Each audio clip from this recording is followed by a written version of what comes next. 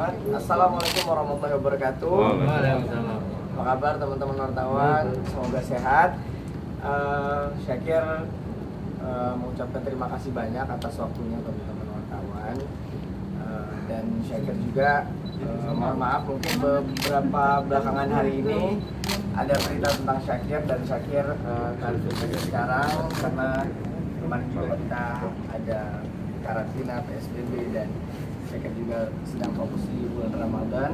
Nah, jadi pemirsa dan teman-teman semuanya mungkin Syakir di sini udah bersama kuasa hukum Syakir, Bang Haris Azhar.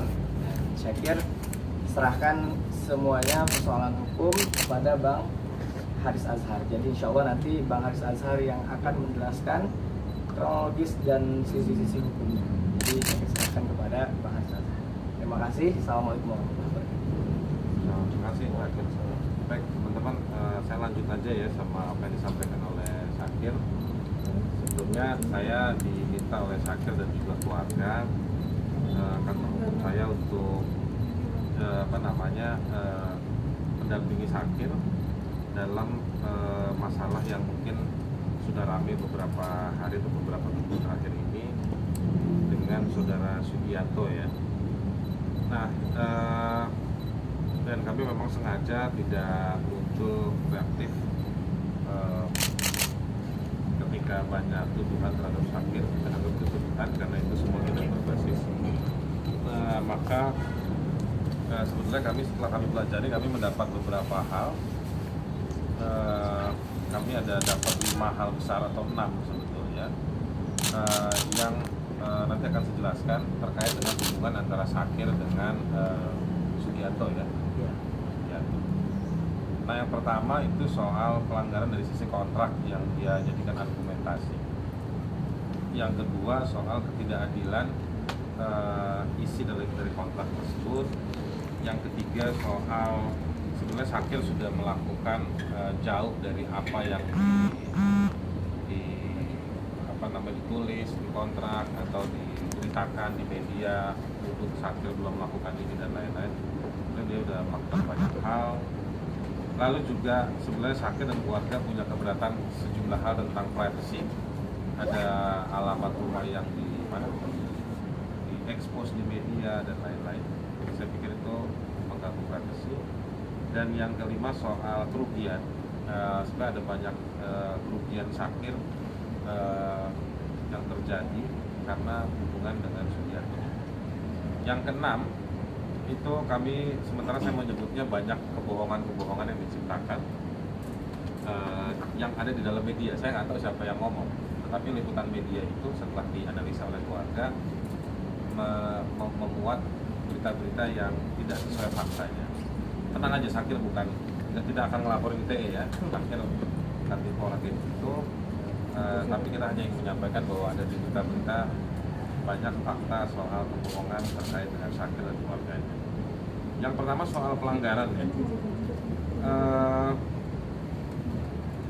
Pertama antara judul kontrak dengan isi itu nggak sesuai. Yang kedua bahwa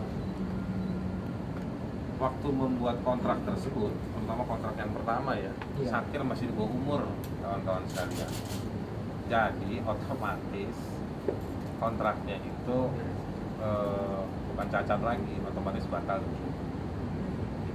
Oke, kontrak yang pertama ya. Kontrak yang kedua, Syakir baru umur 2 bulan dari kecukupan umur orang dewasa.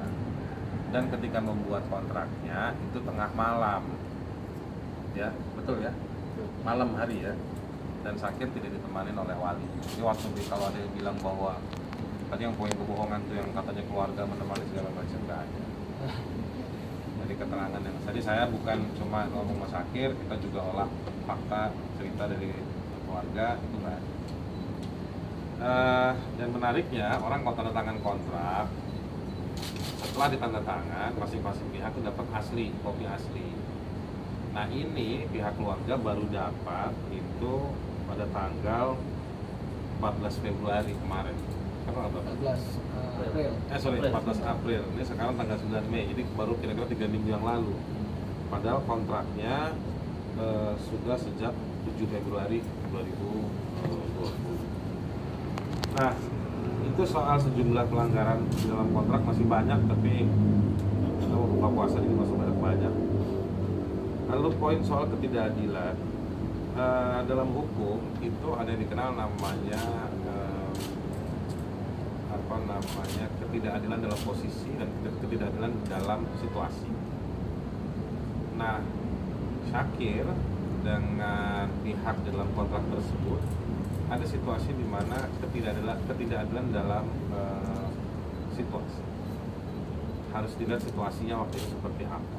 Jadi nggak bisa hanya melihat soal sepakat semua tanda tangan, nggak bisa gitu.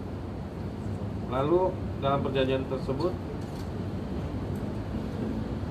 berlaku seumur hidup, luar biasa. Perjanjian itu harus ada waktunya, baik ada waktunya, dan nggak bisa dia berlaku seumur hidup, karena hal yang diperjanjikan juga bukan hal yang berlaku kekal. Jadi ini lucu, kontraknya berlaku seumur hidup.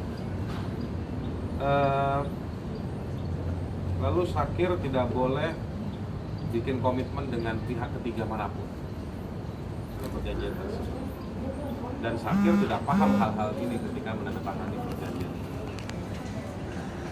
Lalu ganti rugi. Kan dalam perjanjian itu biasanya ada hak dan kewajiban. Kalau haknya tidak dipenuhi oleh salah satu pihak, pihak yang dirugikan bisa minta ganti rugi. Nah, dalam kontrak ini itu hanya berlaku pada si orang tersebut, si Syakirnya enggak. Jadi Syakir kalau merasa dirugikan, dia nggak punya fasilitas menuntut ganti rugi, kan lucu. Nah, lalu beban membuat konten YouTube ada di Syakir, dan memang dalam prakteknya, dalam poin berikutnya yang telah dilakukan oleh Syakir, banyak video yang diupload di akun YouTube-nya, kemudian dikelola oleh Sugianto CS itu yang bikin Syakir, dari mulai idenya, produksinya, dan juga realisasinya, promonya. Ada yang idenya pihak sana, tetapi Anda semua bisa lihat di dalam akun YouTube tersebut itu nggak sukses ya, yang produknya mereka itu, kira-kira begitu. Nah, jadi sebetulnya Syakir udah membantu ngasih rezeki pihak sana, udah banyak ngasih membantu, branding juga Syakir yang mengerjakan gitu. Nah, pemilihan lagu Syakir yang lakukan sendiri. Lalu soal privacy, pihak Sugianto tidak menggunakan alamat korespondensi yang telah diatur pada pasal 18 perjanjian. Lalu pihak Sugianto juga menyebarkan alamat pribadi ketika press conference beberapa waktu yang lalu ke media-media. Juga menggunakan nama akun YouTube channel Syakir Daulay dengan bebas tanpa perlu memikirkan konsekuensi atau kerugian yang ditanggung oleh Syakir. Jadi per tanggal tertentu itu di kerugian saya akan jelaskan, itu akun YouTube-nya sudah dirubah passwordnya Syakir, jadi sudah tidak bisa akses. Jadi Syakir sudah tidak bisa akses, otomatis dengan password yang lama Syakir nggak bisa lagi masuk ke akun YouTube. Kerugiannya, royalti dari akun YouTube channel Syakir belum pernah diberikan oleh Sugianto kepada Syakir. Sugianto tidak pernah mengirim laporan penjualan kepada pihak Syakir. Pihak Syakir juga telah mengeluarkan biaya produksi sendiri, tadi yang poin telah prestasi yang sudah dilakukan dari setiap konten yang seharusnya itu menjadi biaya produksinya si Sugianto juga. Syakir Daulay dianggap telah mengklaim karya cipta orang lain dan melakukan kebohongan publik terkait lisensi lagu Aisyah ketika persoalan ini berkembang di publik, tapi tidak ada penjelasan soal tersebut dari pihak Sugianto. Saya mau tanya Mas Syakir, apa tanggal berapa itu yang sudah nggak bisa masuk lagi ke akunnya? 10 April ya, 10 April. Jadi pas 10 April Syakir sudah tidak bisa lagi mengakses dan dikuasai oleh si Sugianto. Nah, Kami juga akan menempuh upaya hukum ke YouTube secara persuasif, gradual, terkait dengan dan itu normal aja, karena Syakir dia punya hak terhadap akun tersebut. Tapi kenapa YouTube lebih berpihak pada Sugianto, dan memang nanti sengketa ini nanti harus diketahui juga oleh pihak YouTube. Ini beberapa poin. Ke depan kami akan melakukan upaya hukum. Jadi mereka ngirim somasi, tapi somasinya tidak akan kami jawab. Kalau misalnya Syakir dilaporkan ke polisi, nggak apa-apa. Kami akan datang ke polisi. Kalau diperiksa, kami akan sampaikan semua bukti-bukti yang kami punya. Kalau terkait dengan pencemaran